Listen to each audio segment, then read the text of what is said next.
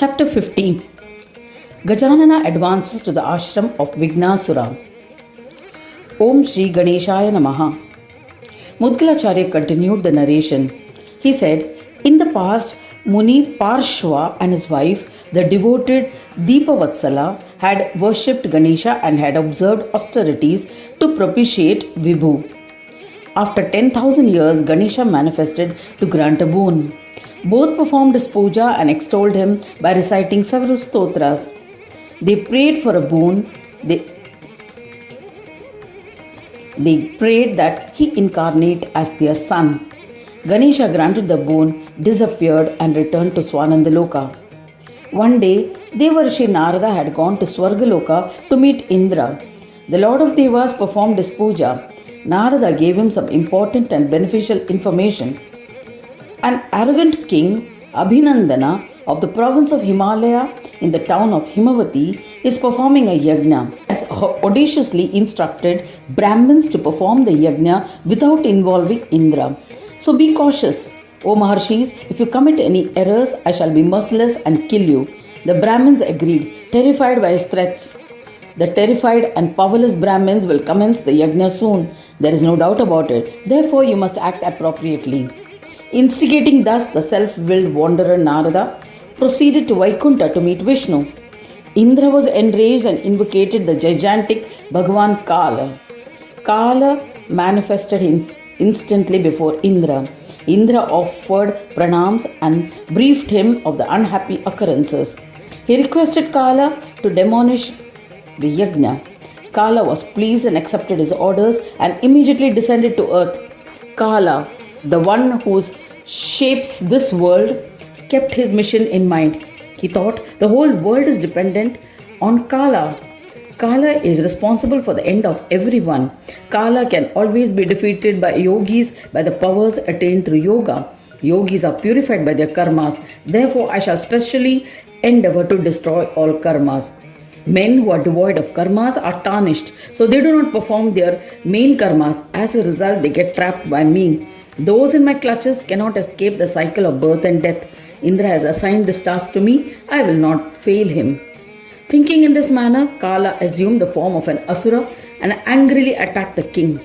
In the form of a calamity, Vighna, he destroyed the yajna and thrashed all Brahmins.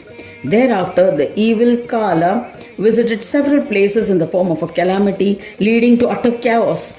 He was like a possessed person who wanted to destroy yajna karmas. He became endowed with various powers.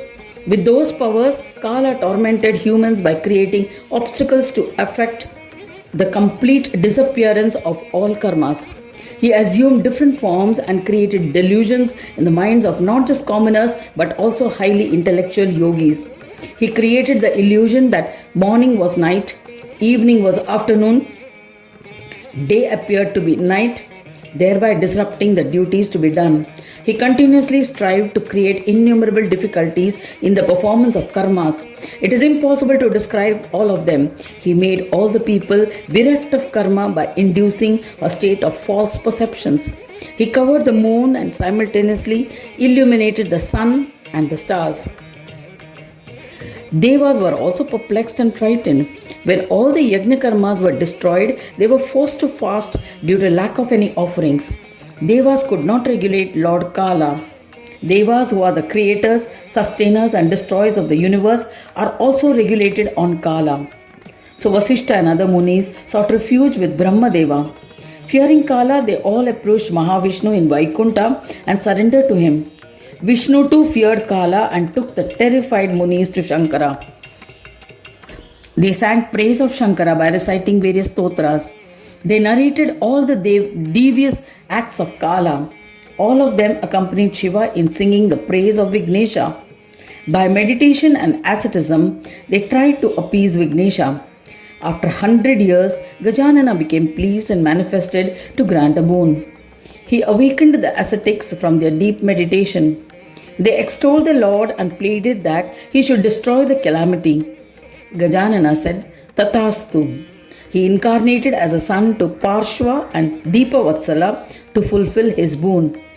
Earlier, Deepavatsala and Yogi Parshva had worshipped Ganesha for thousands of years, after which Gananayaka became pleased with their austerities and manifested. They had sung his praise and performed his puja. Parshva Yogi had requested, O Swami, grant us a boon and incarnate as our son. We shall worship you with parental love as a son and our Lord, who will redeem us from worldly existence effortlessly. We shall worship your idol as our Lord and pray to you in our hearts by following the path of yoga. In this way, O Dhundi, your worship will be done in all three ways everywhere. O Gajanana, as your father, I shall observe various karmas. Thereby, you will definitely be my redeemer. Vighna said, Tatastu, and disappeared. Later, Gajanana incarnated to destroy Vighnasura as the son of Deepavatsala.